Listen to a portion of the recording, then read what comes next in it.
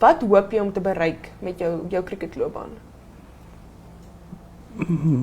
Ek sal baie graag die eerste Namibiese speler ofwel Namibiese geboortespeler wees wat in die IPL speel. Ek dink David Wiese was obviously die eerste een van Namibië af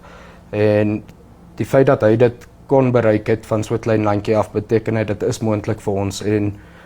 ja, met wêreldkriket vandag is enigiets moontlik, so ek dink om daai doel te bereik sal ultimately sal seker die cherry op die koek vir my wees, maar as ek nog een in terme van Namibiese cricket, as ons rooibal cricket eendag toetskriket kan speel, dis elke cricketer se droom, so ek dink as ons op daai stadium kan kom in die organisasie,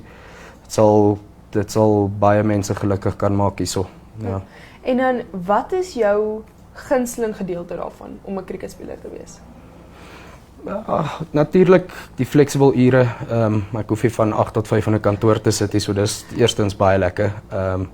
Die travel obviously is ook 'n baie lekker deel daarvan, die mense wat jy ontmoet, die kulture wat jy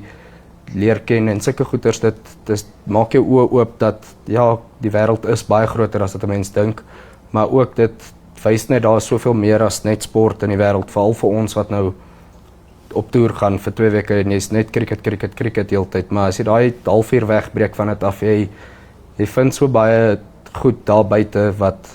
jy nooit geweet het daar is eintlik. So ek dink daai is een deel vir my is definitief